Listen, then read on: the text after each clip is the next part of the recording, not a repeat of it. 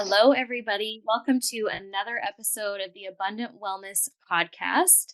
I have a dear friend, Miss Jody, here with us today. And is it Jody Putnicki? I probably should have clarified You that got it. first. No, you got it. I did. Yay. Okay. Who is a fellow Pans and Pandas mom. And we've had the privilege of getting to know each other, fortunately / unfortunately, through shared experiences with our children. She is a wealth of information to the Pans and Pandas community and amazing parental support for the group of homeopaths that we work with. And I'm just honored to have you on today, Jody. Oh, I'm so happy to be here. We've talked about this before. There's so many parallels between your life and my life and our experience and how we walked all of this out and are still walking it out. So I'm really excited to have the opportunity to chat with you and advocate for PANS more, right? Because that's what we Yeah. ultimately want. We want to teach more people about PANS. We'd love for people to hear our message on homeopathy as well through all of that. So I'm happy to join you to do those things. Oh, it's huge. And I think, we can't really share the story without also sharing a little, our own personal journeys, because as moms, Yeah. we've developed and we've grown and we've had to change in order to adapt to becoming a mom of a child with pans and pandas. So, Mhm. I know that our biggest desire is like if we could wave a magic wand and just share enough that it prevents, right? Or it Mhm. helps one mom to recognize 1 month sooner, and get the treatment that their child needs so that they're not suffering in Yeah. silence, that they're not suffering for longer than they need to.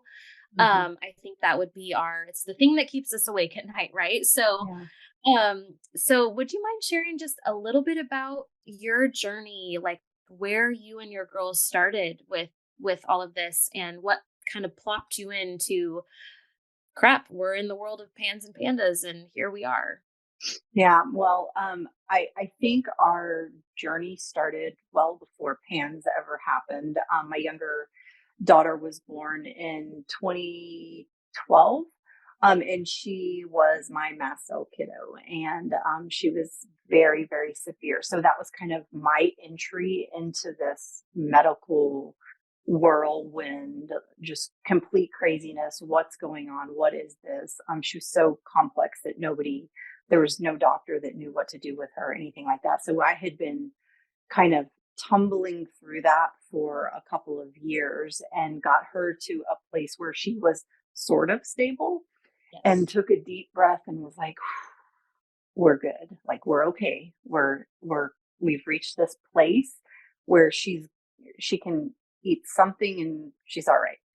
And about three Yeah. months later, well, several months prior, Avery had started to get sick, and I didn't know anything at the time.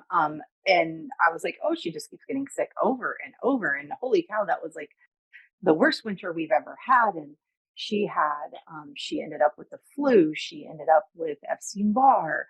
She had mycoplasma. It was just like back to back to back things that she had. And then Mm-hmm. all of the sudden, there were little tiny things starting to happen before she was starting. And this is back in 2016. She was about to turn Okay. 5 years old. And little things that started to happen at school where I was like, oh, that's really strange and not Avery like. And then I think I don't even know what the last thing was. It was whatever infection she had, but there was something, and Yeah.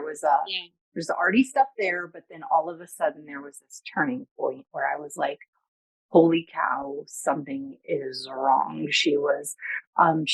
Before all of this started, super bright, love school, love learning, love reading, love interacting with other humans, was just a Right. super social little girl, loved the outdoors, super independent. Like, I don't need you. Like, I do need Yeah. hugs, but then I don't need you. I got this. Like, Right. I'm doing my own Yeah. thing. Just she was a really cool kid. And then these things just started to slowly take over who she was, Mhm. and just turn her into something that I didn't recognize. And all of the symptoms, literally every single pan symptom that you could have, other than for some reason she didn't have the urinary frequency issues. But all of the Yeah. other things, like severe separation anxiety, rages, just inability to do what she was doing in school, refusing to go to school, arguing with friends, like all of a sudden that was her world. And Yeah. by the absolute grace of God, I got so lucky in the very, very early days. Uh, I'm a relatively private person, which is funny because like that's literally what I do all day, every day Here you now is are. share Yeah. our like go to the most Right. vulnerable places I could possibly go. But I was a really private person Right. and I wasn't telling anybody what was going on in our world. I was just super quiet about it and I was researching, trying to figure out. And finally, one day after school, I was sitting at the picnic table and Avery and her sister were playing after school. And there was a group of moms that I was relatively close with. And I remember sitting there thinking, okay, Avery's interactions are getting so weird. I need to tell them. But then I was like in my head, like, don't tell them because they're going to think you're weird. Like, this is too crazy to believe. And I was Right. like, I got to do it. Took a deep breath. And I was like, I just want to explain to you what's going on with Avery. I know interactions are getting a little wonky on the playground. So I want to tell you what's happening. And so I explained to them a little bit about it, Mhm. just kind of a flyover. And one of the moms sitting next to me was like, I know exactly what's happening with her. And she's like, my neighbor's Wow. son just went through this. Oh, It's called Pans and Pandas. mm, And I was like, and at that time, I hadn't stumbled but upon the answer yet. And so I yes. literally got in the car at her little preschool that she was going to, and I searched it and I read like because of course, like a huge fit happening in the back. And I'm reading through and I was like, oh, like this is it. I was like, holy Mhm. cow. So I drove home and got them occupied and I sat down and I started reading and I'm like, this is it. Like, Mhm. this is totally it. And so I spent probably about 8 months doing all of the things to try and find some help. Pediatricians, immunologist, pulmonologist, ENT, all of the things. And things just seemed to keep cascading and getting worse. There was a couple of things in there where they were like, Avery was one way, and then I believe she had tubes and adenoids done completely separate. That needed to be done before. Um, and after anesthesia, she woke up and was a totally different kid. It like went Yeah. to a whole different level. Like what Mhm. happens with so many of our kids, it's like we have one thing Yeah. and then all of a sudden something happens and The it's like, trigger that's just oh, they're gone. Yeah. yeah. And so we kind of tumbled around in this world, this mainstream medical world for a while, did all the antibiotics and all that stuff, but she was having GI issues. And then Right. um my biggest regret in the whole PANS thing is not listening to my gut when it came to doing IVIG. I felt so desperate to help her out of what she was going through as quickly as possible that I was like, okay, let's do IVIG. And that was the last thing that we did in the mainstream medical world. Avery did not respond well to IVIG. She had an immediate, like while she was getting the infusion, Mhm. almost type of like neurological reaction. Yep. And things just got worse from there. Our last appointment was with a neurologist who told me that I just kind of needed to settle in with an autism diagnosis, which was 100% not Avery. And I knew it wasn't Avery, but she did have symptoms that kind of mirrored autism, and that I needed to medicate her for the psychiatric symptoms she was having, which also weren't Avery, but she was having those symptoms. And so I was Right. like, okay, I can stop right here and I can settle for this, or Right. I can keep going. And there was no piece of me that was willing to settle. I was like, nope, this isn't my kid, and I will die trying to get her back. Yep. And so went off into functional medicine. We spent a little bit of time and a whole lot of money in the functional medicine world, learned some really good things about her body and what was going on Yeah. inside. But also, we saw a tiny bit of improvement, but then I was like, no, this still isn't it. It's And not then, budging. Yeah. no, not where I wanted it to be.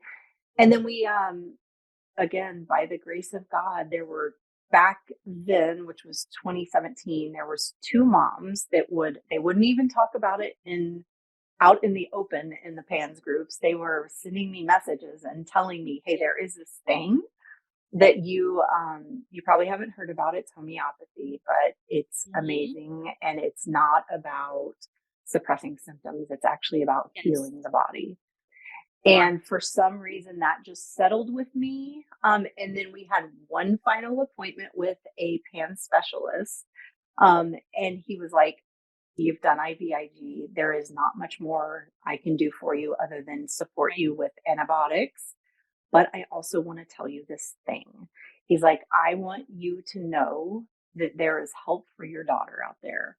There are Mm. things that can absolutely heal her body, but no one in the mainstream medical world is going to tell you about it. You sort of need to go a little bit underground and Underground, yeah. yeah, Right. and dig deeper into things Yeah. that are outside of the box. And you need to Yeah. open your mind up to them, and you need to run. And so finally, I started listening to the whole maybe homeopathy as an option, Yeah. and did Right. my research. And again, like repeating theme here, by the grace of God, I found Dr. Barr in a Google search in Resilience Naturopathic. Mhm. Found her, and I had a conversation with with the office and had a little consultation with her, and I was like, it This is was, it. yeah, my Yeah. mind was locked, and that was it, and Mhm. it was it. My Avery is doing amazing today. She's recovered, living a happy, healthy life, Wow. doing really, really well. And for us, that was the end all be all. And this thing that we say about homeopathy, it's so hard to believe, but I've I've witnessed that whole journey, and it's Yes. just wild. And I can't not say this thing. I can't, because this whole thing has been such a journey of faith for me. Um, the One of my favorite things about homeopathy is I feel like, God gave us these bodies, very specific about how they function, and then also very Right. specific about the things that we were given to help our bodies when Right. when they're not functioning well. Right? He gave us everything that we need to help support a healthy body.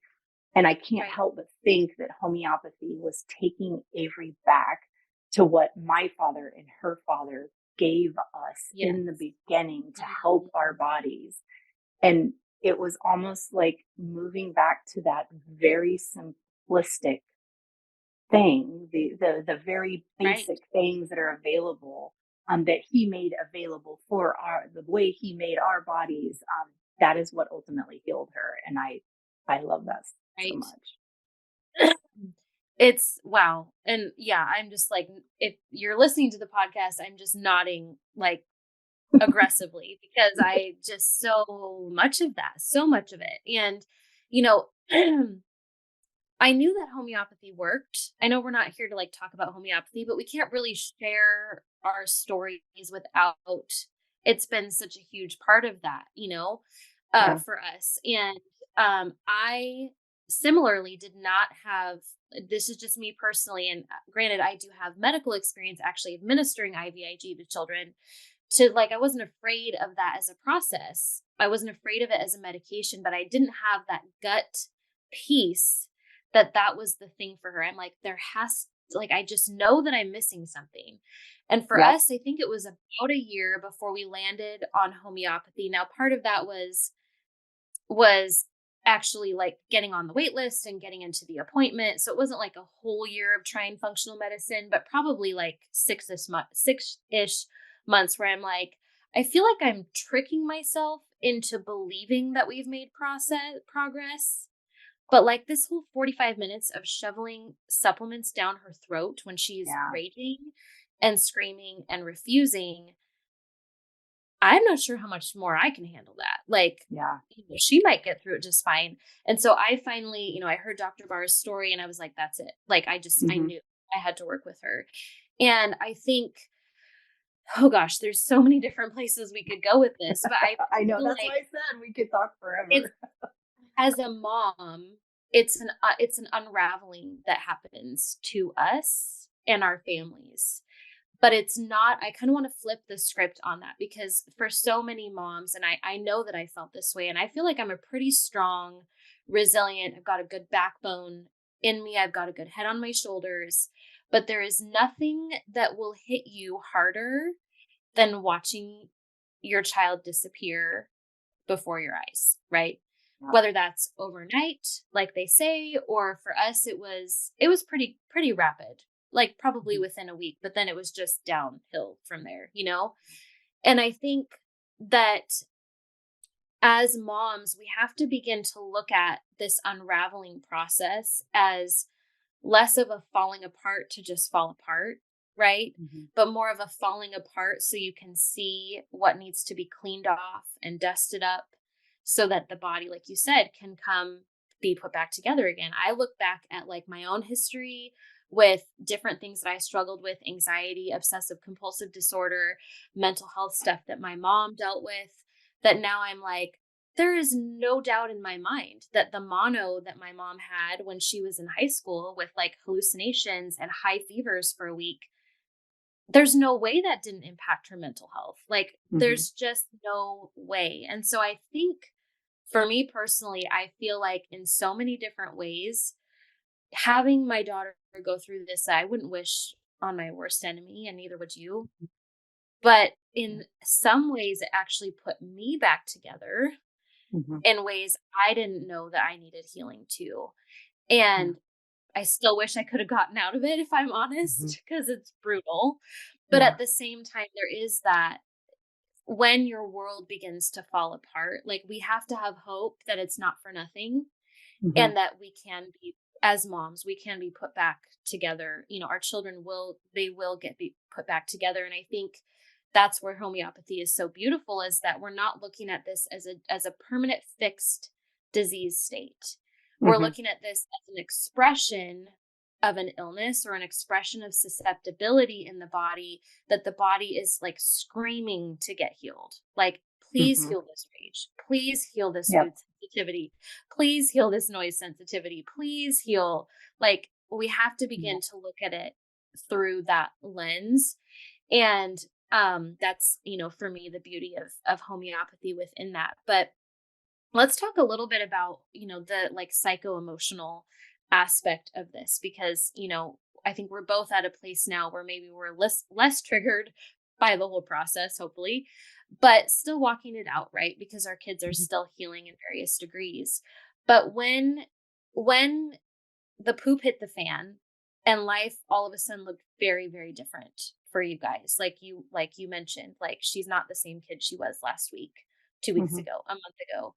And we have listeners now that are heading into the holidays, right? I remember that Mhm. first like Christmas for us where things were very different. Like, we Mhm. can't do the same things we used to do. She couldn't handle sitting in the car ride to look at Christmas lights. Like, you know, my 8-year-old's raging in the back seat because why? I don't actually know at this moment, but it's happening. And Yeah. so there are things we can't, like, it drastically changes how we celebrate our faith, how we honor our traditions, how we connect with other family members. So I'm wondering if you wouldn't mind sharing a little bit about, for you, kind of how you navigated that while kind of you try to hold it together. Like, I want to make Yeah. something good out of this.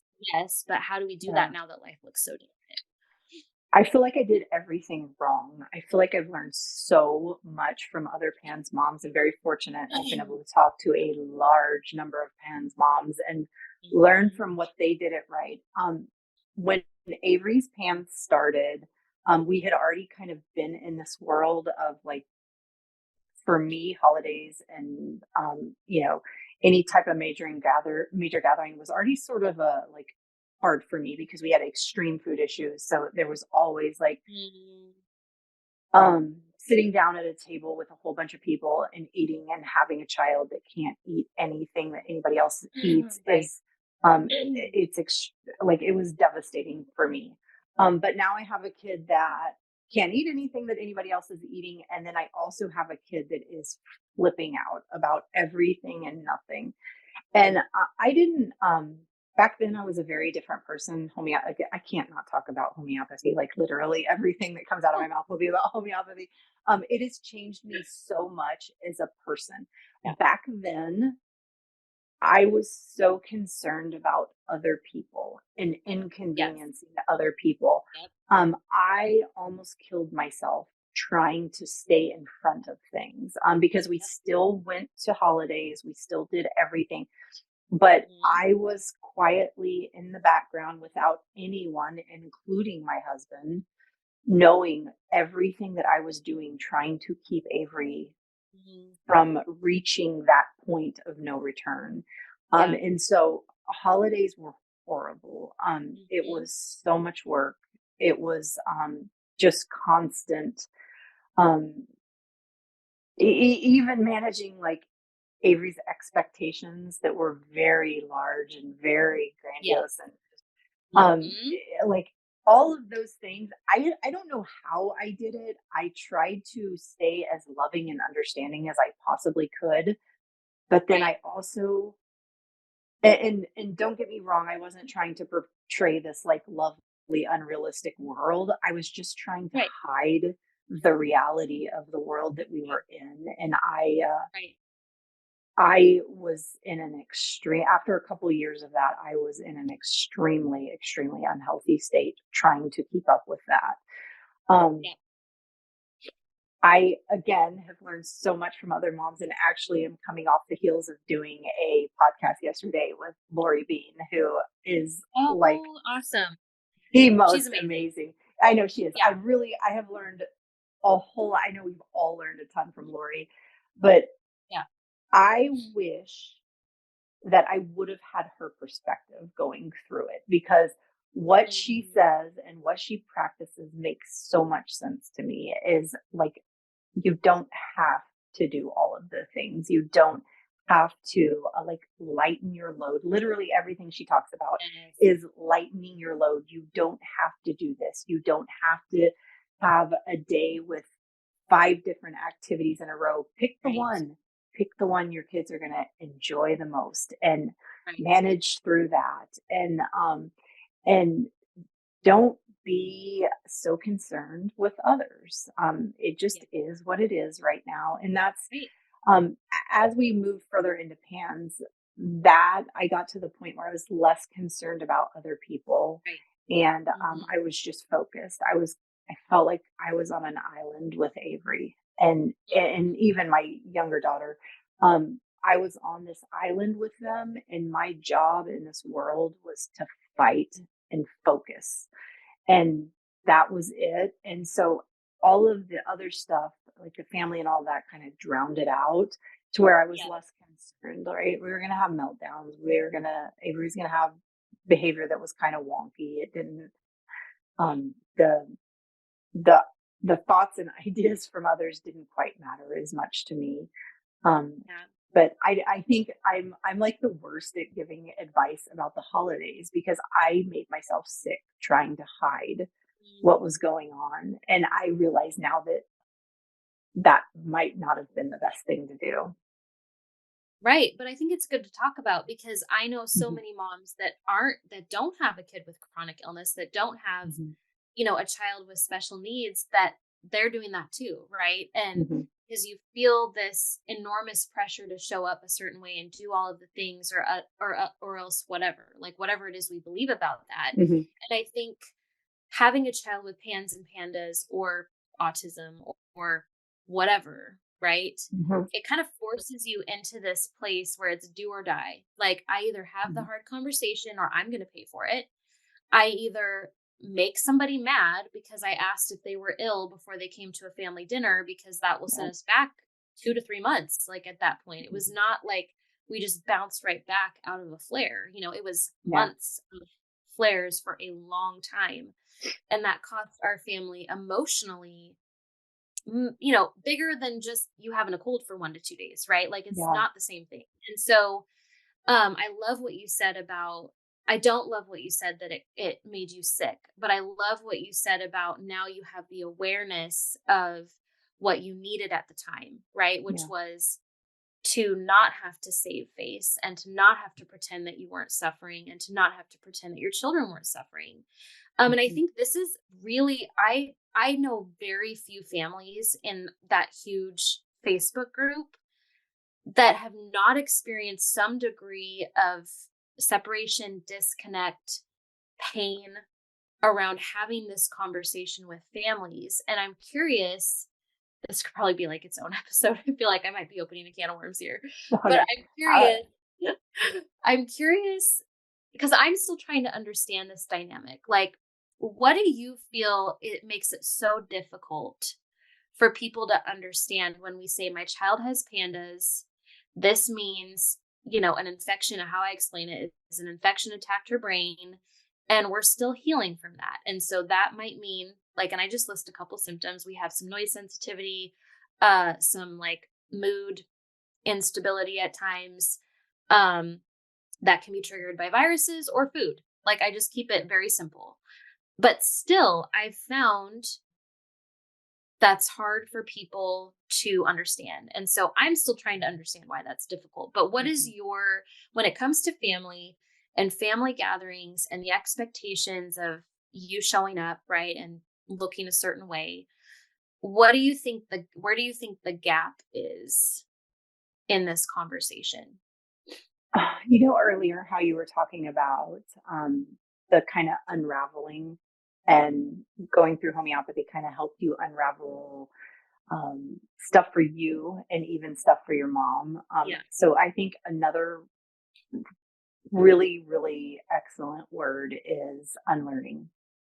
And so I now try to look at this from a position of grace. I'm going to give everyone grace because they just don't know what they don't know. Yep. And whenever you and I first entered into the pants world, we didn't know, we didn't understand. And it took us time to learn Right. what pans was, but also unlearn what the world had already taught us. I think Yep. our kids experience these symptoms that had always been labeled something, right? they've Yes. been they've Mhm. been labeled a sensitive kid, they've been labeled a behavioral kid, they've been labeled like Mhm. all these labels, even diagnosis that medical providers give them. Well, Right. it's just that, it's just this. Whenever we Mhm. go to a family function, mostly what someone is seeing looks like a behavioral kid, or a Yeah. misbehaving kid. So if you're not seeing the full picture of what's happening with our kids, the like terrified to go outside, they are won't eat certain foods, they are having urinary issues, they are, if you're not seeing all of those things, it's kind of hard to grasp the that there Gravity. really is something other than just your kid being Yeah. completely disrespectful and not listening to you. I think Yes. that like they just don't get the whole picture, but also like in in the past, these things have never been called inflammation. They've Right. always been given a name and a medication, or Right. whatever therapy comes along with it. And so I think and this is why I'm so big on advocacy and education, is the whole world is going to have to unlearn, just like you Yeah. and I unlearned. Yes. And I got really fortunate. I have very supportive parents. They didn't get it, um, but I just had to keep explaining to them. And Yeah. there were a handful of times where I had to step in and say, nope, like that's not how we're going to do it, because she Yep. cannot help it. Which is really hard for me to do because I was that person I was before. But Yep.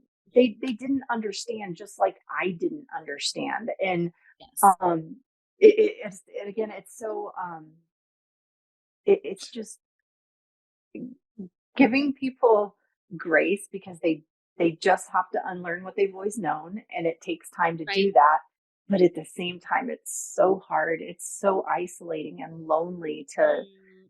have everyone in your world not understand you. And I think that little things like I took, I don't remember what the children's book was.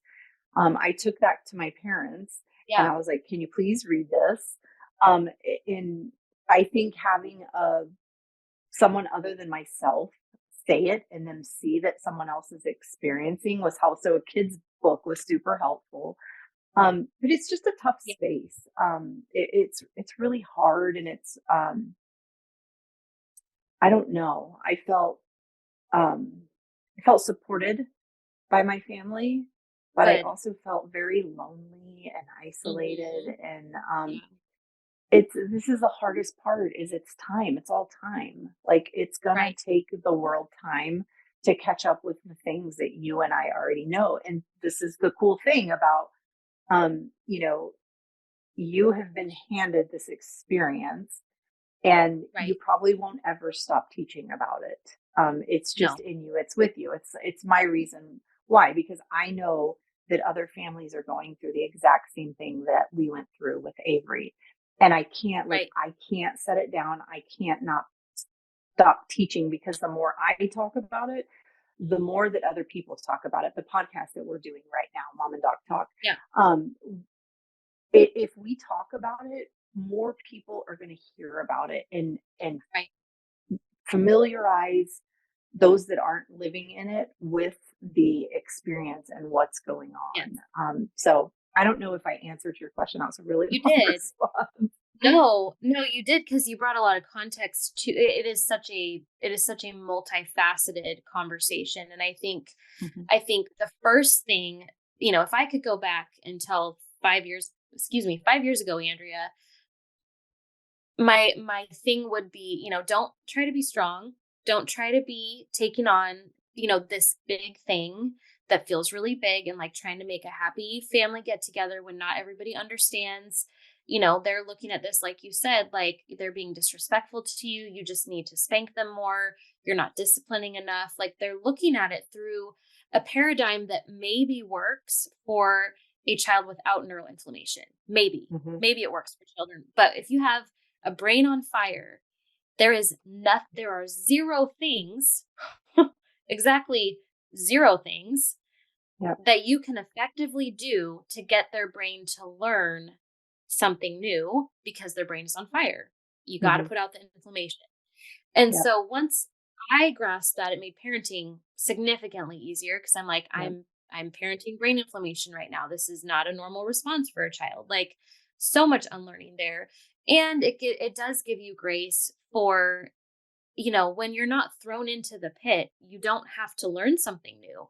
And Yeah. so they're not, these extended family members that unless they choose to climb into the pit with you, Mhm. they're not forced to learn this thing that you've had to learn. And so I think, for listeners out there, it would, what I would tell myself and what I would tell you if you're in that situation where maybe it's your first or second holiday and you're trying to navigate how much you're going to do and how much you're going to say is, like you said, don't feel like you have to do it all and show up perfectly Yeah. and all of these things. I had to get really, really clear for myself on what enjoyment would look like. Like, how am I Mhm. going to enjoy this if my child is raging? Okay, well, that means for me that I need to have permission to leave. I need to have, permission for this to be a 30-minute Christmas. And then Yeah. we are on our way. Like, you know what I'm Yeah. saying? Like, if that's what peace is going to look like for me, then that's what it's going to be because actually my nervous system does matter in this. Yeah. Um, Maybe more than any other family member as the mom because you're carrying a weight that nobody else in the family is carrying, Mhm. not even your husband. As Yeah. much as he is carrying a load, he is not carrying your load. And so this is where we had to get really clear as like husband and wife on your experience is different than my Mhm. experience. But because I'm carrying a different load than you, I am actually probably going to be the one that is deciding what the push and pull is, like how much push, Yeah. how much. Yeah. And they're just messy and hard conversations, and they're kind of intense sometimes. And, Mhm. they're feeling a pressure around the holidays too. And so I think you just have to give yourself permission to be in that messy place, But also to allow yourself. I was just talking to a mom whose kiddo was just diagnosed with pandas recently about, she's like, I don't know why this thought keeps coming up about it shouldn't be this way. And I was like, friend, that's grief. That is Mhm. grief inviting you in. Yeah. Like, you have to be Oh, yeah. present to that place of pain, because if it doesn't come up now, it sure as heck is going to come up later. Mhm. And you might as well give it space at the table. It's going to be a lot easier to deal with if you deal with it acutely than like shoving it down and 5 years later trying to process, right? All Mhm. of that stuff. But I think the grief in this, it does look different for every mom. Mhm. And it's, it might be a little bit more in your face. Like if you go and you Yeah. see neurotypical cousins that don't have pans and pandas and they're not Yeah. struggling and their brain isn't on fire and they get to eat the cookies with the frosting and not absolutely lose their ever loving mind. Like, Yeah. you know what I mean? That's, it comes front and center. And so I think there's just so many things to navigate during the holidays. And I always kind of feel for myself this pulling inward around December, where I really start, even though she's like 95% healed by this point, I still kind of pull in and I'm checking in on Mhm. myself. Like, how are we doing right now? Can I handle? Oh, can she handle? Can I handle? What Yeah. do we want this to look like? Yeah. Because I'm not willing to, after all that we've been through as a family, I'm not willing to sacrifice that on the table of just having an experience, right? Yeah. And I'm really protective of that space. And so I don't know if any of that made any sense, It but does. It totally does, and I'm so glad that again, like going back to, and I tell Dr. Barr this frequently, that I feel like I did everything wrong, and that's might be why I can talk about things, because I did it all wrong. Because I love what you're saying. You you assessed yourself and yeah, honored yourself, and had no issues requesting what you knew you needed.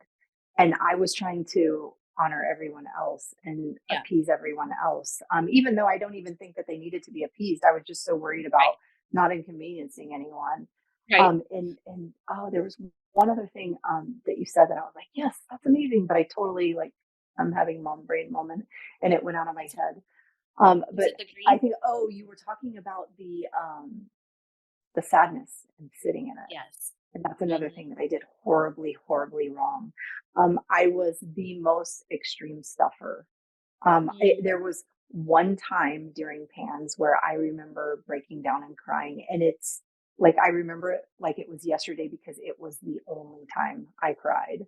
mm, I was a professional feeling stuffer. I didn't feel anything. I didn't allow myself to yeah. grieve to anything. Like I was a wall and Hmm. nothing was getting to me. I Yeah. was incredibly, incredibly devastated, but completely emotionless. I was like a machine. And Hmm. again, Dr. Barr kept telling me, like, eventually we're diving into your healing and all of this is coming out. And she was 100% right. Avery got to the Hmm. point where she was healed and I was a Yeah. complete mess still. And then I finally started my own healing journey, right? And it's been like an Okay. unraveling of me, and like every emotion that happened during the hard years, the I would say between both girls, 5, 6 years of just like complete insanity and me Yeah. stuffing it all down, all of that, like my body and my brain and my heart are working through all of that right now, and Yep. it's awesome and it's also hard at the same time. Yep. So don't Absolutely. stuff, feel it. Yes. I love that you said that. Well, and I would add to that. I would say we do that because we feel like we have no other choice, right? Mhm. Because the extent of the need is so profound and great, and it's all the time. It's like I try to explain it to people. It's like having a newborn that never grows out of the newborn stage of Mhm. neediness, right? Where you're on high demand all the time. And so even if you're like me and you were proactively moving through as much emotion as you could, right? Or as much intensity or as much healing as you could. The reality is that it is so much for your nervous system to parent a child through pans and pandas, um, that there's still going to be stuff that comes up. And like, Yeah. I know we talked about this in the Facebook group a while ago. I was like, is anybody else experiencing this? Because I am a hot mess. And it took me a while to figure out. It was like, oh, my body actually feels safe enough now to let go of this really big, deep layer of pain. And Hmm. it's manifesting as all these different things that are happening in my body. But once I started to realize that's what this is grief, this is loss, this is trauma, this is suffering, this is all the stuff I could not make room for when, you're just putting out fires all day long, Hmm. right? And Yeah. so I think to normalize that part of the healing process, we don't really have control over how quickly we move through that. In Hmm. terms of, I don't get to be like, well, grief, you have 3 months and you're going to Right. move through this in 3 months. We don't get to Hmm. do that. But what we can do is just really create room for the safe relationships that understand what the journey is like. And for the people that get it, like, which is why I was like, I hope Jody comments on this post because I feel like she has something she could say, she could Did say to I? me on this. I don't And remember. I hope I did. no, you did. Yeah. And I was like, okay, I'm not crazy for experiencing this because I was still kind of shocked at like the intensity of what came up for me after, I'm like, she's having like the best year of her life, like this is the kid I remember, Hmm. and it's like, oh, this is the kid I remember. And all of a sudden I'm like flooded. Yeah. And I think that we just have to give room for just the gravity of this journey. Um, and not having to show up as super mom every day, put together, strong, Yeah. you know, that's not humanly possible. And so, Hmm. if anything, I've learned, just from watching her, how to let my body pace itself. And Yeah. because they're really good at showing us what their body Yeah. can handle. And we're not so good at that, I feel like, as moms. Mm-mm. So, I know we're just about out of time, but I would love for you to share, because we know we both love Resilience Naturopathic. We both love Dr. Barr and all of the doctors at her team. And so, of course, I'm going to put that in the show notes. But what would you say to a mom who's like maybe just figuring out, like, this is pandas? If we are in this for the long haul and they're nearing the holiday season, like, what kind of nugget of wisdom might you've already shared so much, but I'm just like a little piece of hope or something, um, as they walk this out.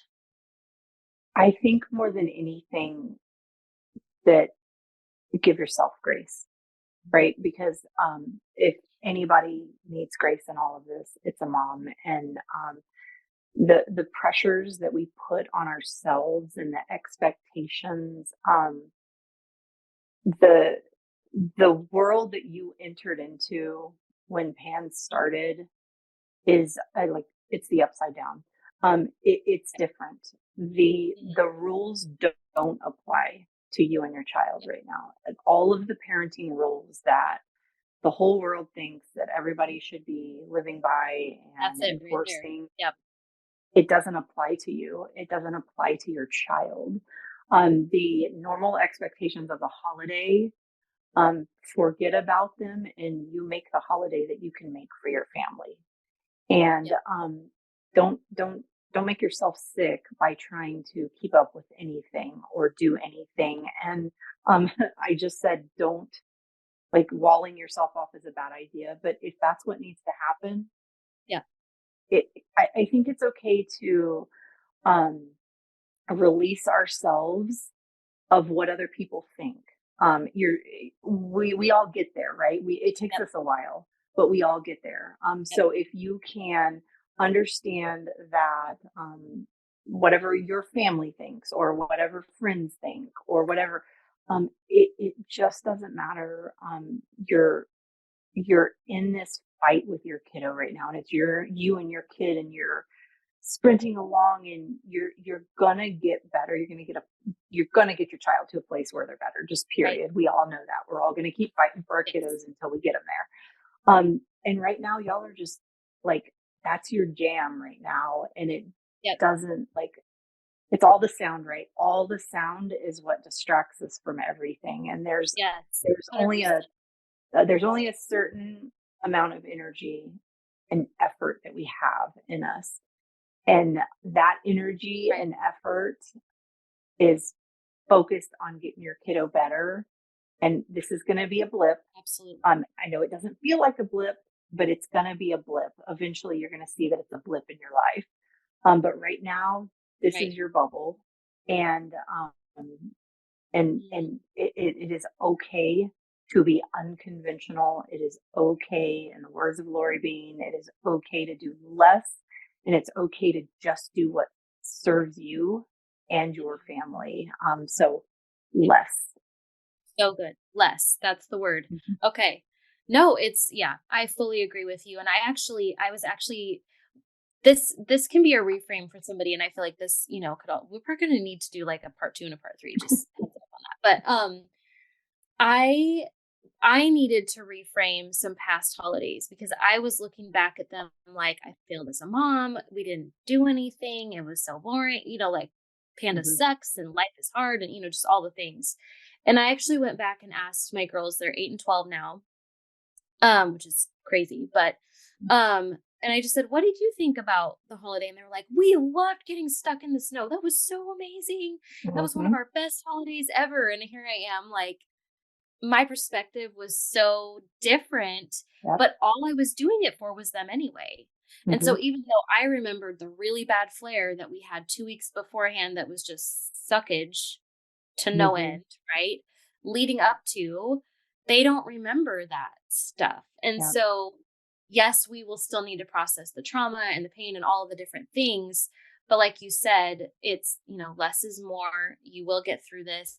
And I will put, the links to some resources, the YouTube channel for resilience and the podcast as well. Yep.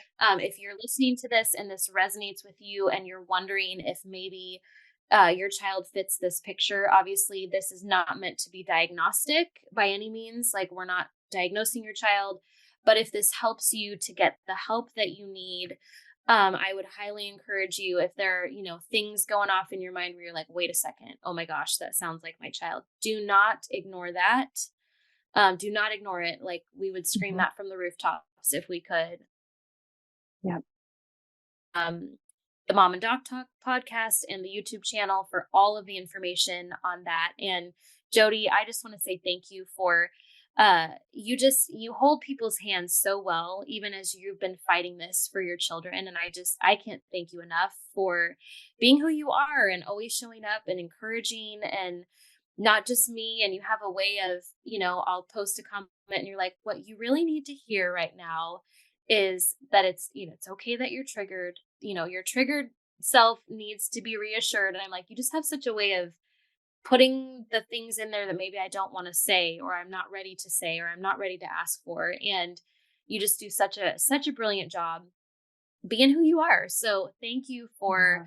all that you do. I know you've helped us tremendously just in all the small ways that add up. So thank you for being on here today. I know that the moms that are listening are going to get just so much encouragement out of this. Oh, well, thank you. Thank you for your kind words. And I do all of this with so much joy in my heart. Like I am supposed to be with the PANS community forever. Yep. I don't even know what retirement looks like, because I unfortunately I feel like this is just more and more is coming as we Yep. go down the road. And I believe so much that the families that are experiencing this 10 years from now are going to experience it different because of the advocating that you and I are doing now. So I'm always like, there is constantly a fire under me to teach about pans and pandas, homeopathy, of course. But Right. I love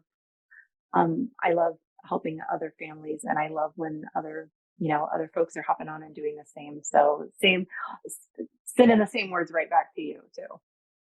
Oh, thank you. Well, I know, yeah, we can't do it without community, and that's what this is all about, is creating that voice and the community. So thank you again so much for your time today. Thank you.